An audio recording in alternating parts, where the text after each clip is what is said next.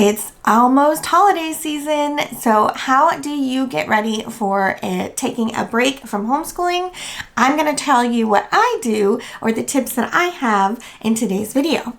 So if you are new here, welcome back. My name is Nikki. I'm a homeschooling mom of 4. I currently have a 9th grader, 5th grader, 1st grader, and kindergartner. We've been homeschooling since the beginning, so we have taken many breaks throughout our homeschool career, and today I'm going to share with you my best lessons learned, tips and tricks to setting yourself up for success upon return after a break. So let's dive in.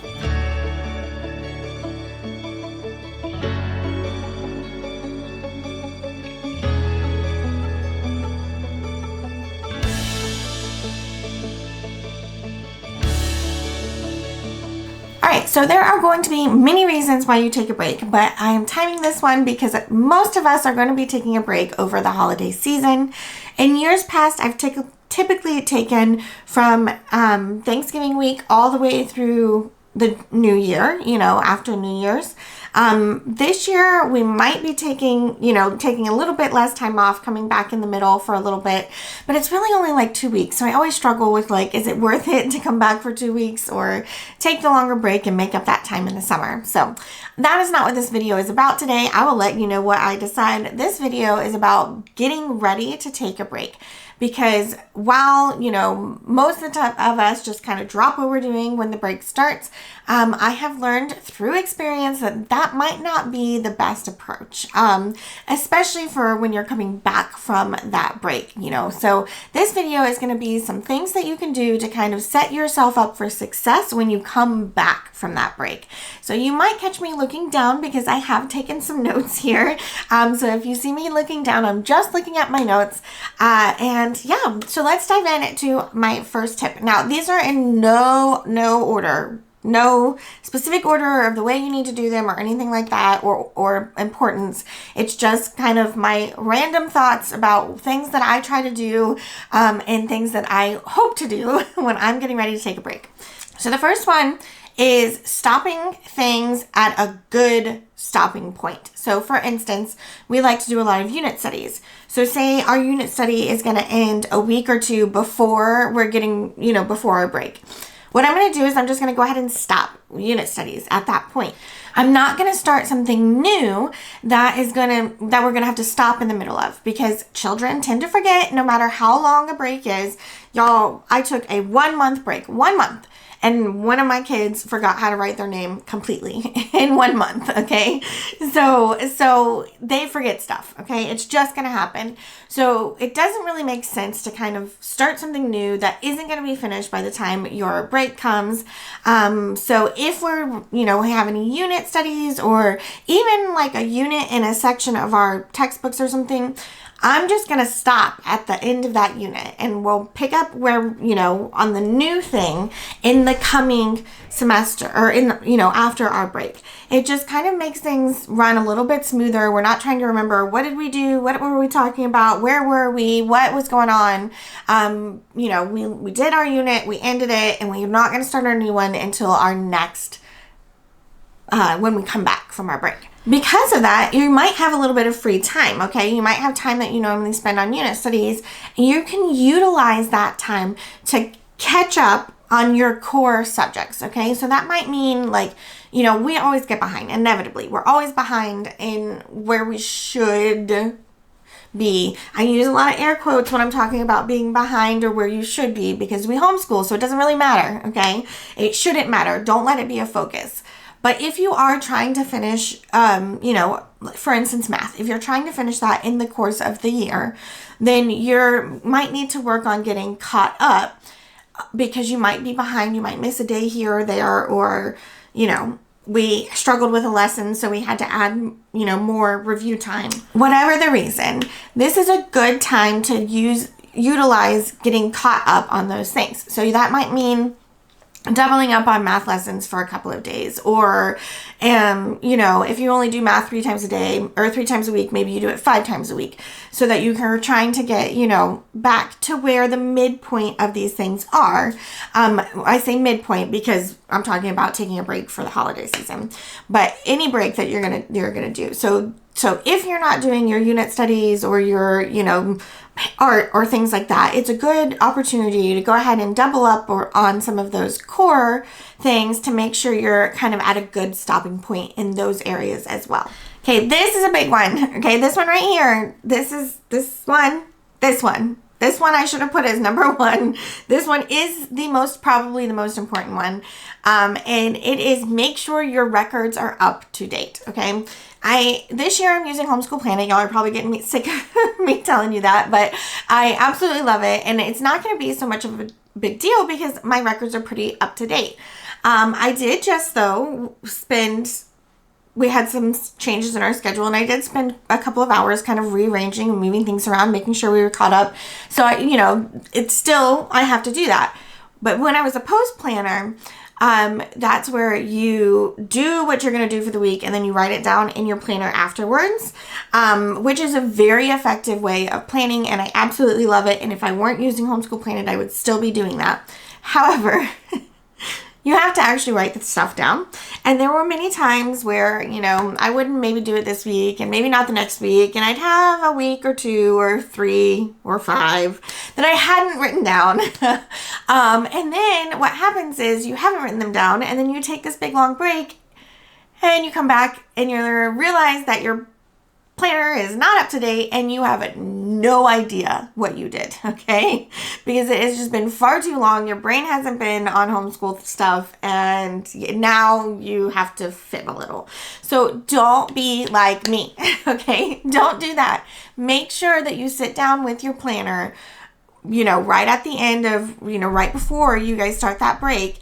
Spend a little bit of time in making sure that your planners are up to date and ready to go, and everything is marked off and all of it is the way that it should be. Because when you come back from that break, you don't want to be thinking about what was I doing? Where were we? What do I need to write down? You don't want to be worrying about all that stuff. So if you take anything away from this video, take that away. Make sure your plans are up to date before you take your break. These are kind of things. Now you've wrapped up, you're ready for your break, and this is either like right before you start your break or during your break, okay? These 3 things that I'm going to share, this is the good time to do them. Number 1, kind of mentally think about all of the things that you're doing, all the curriculum you're using, all the activities you're going to, all the things that you're doing, and really think about, is it serving us well, okay? This is the perfect time to do it.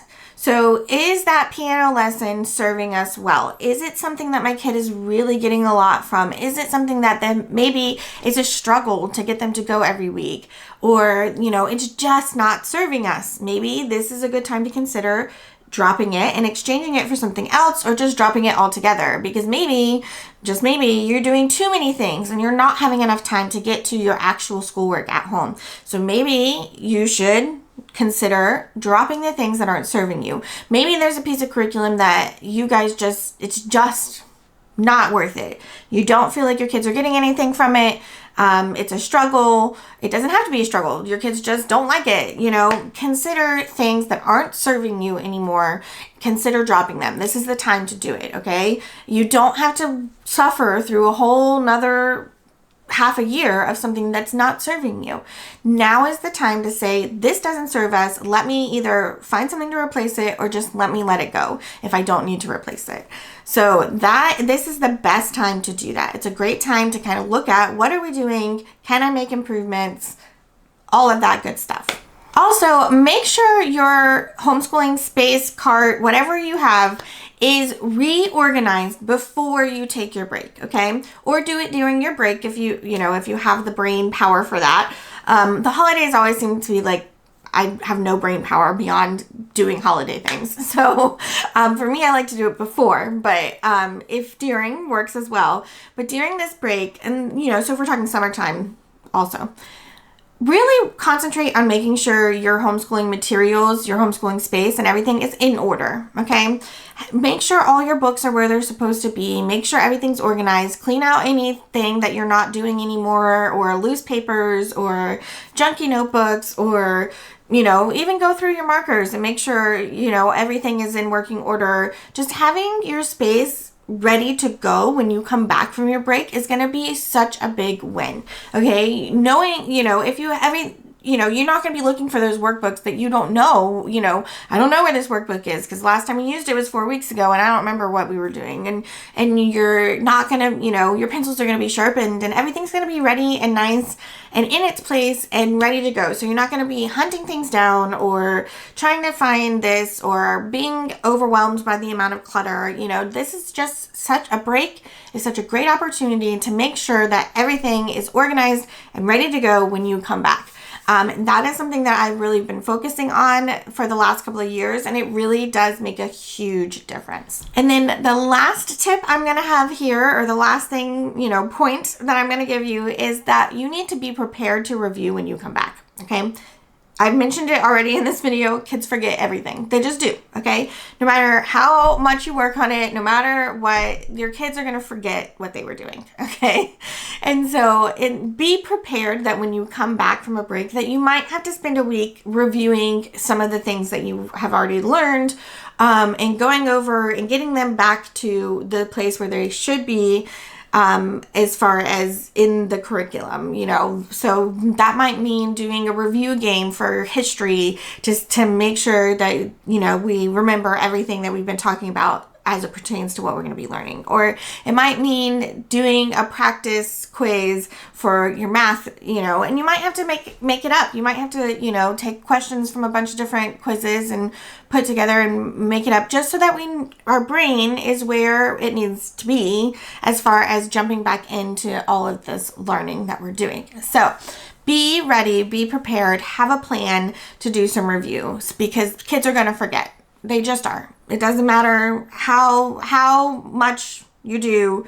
When they take a break, their brains aren't on it and they're going to forget things. So just be prepared that when we come back, we are definitely going to be doing some review. And I always plan, we like to start it in slow. That's kind of how I handle this situation is that we kind of start it in slow. So like at the beginning of the school year, we start with math and language arts and maybe one other thing.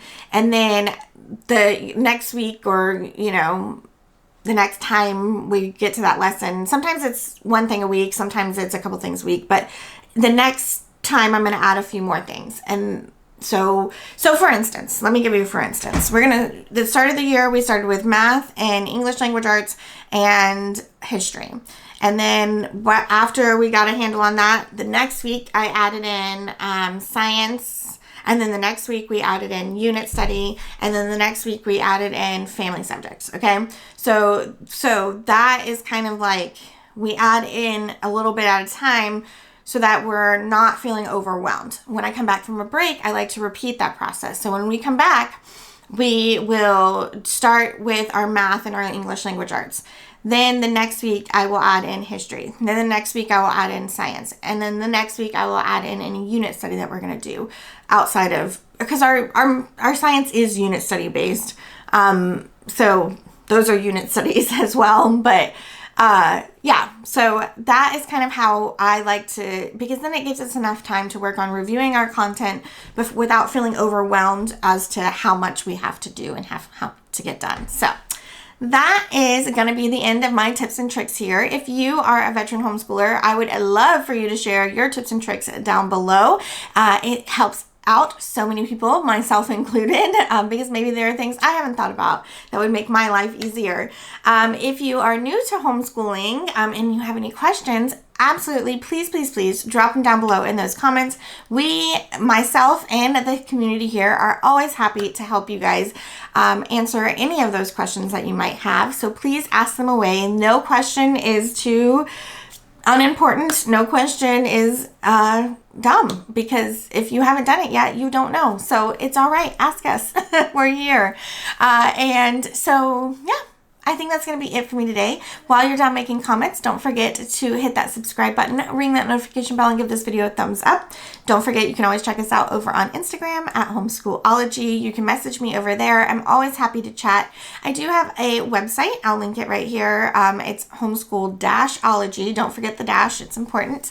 But I have all kinds of blog tips, and there's a way to contact me over there as well. So contact me, chat with me. I love to chat. And yeah, I think that's going to be it. So I hope you'll come back and chat with me again soon. I'll talk to you guys later. Bye.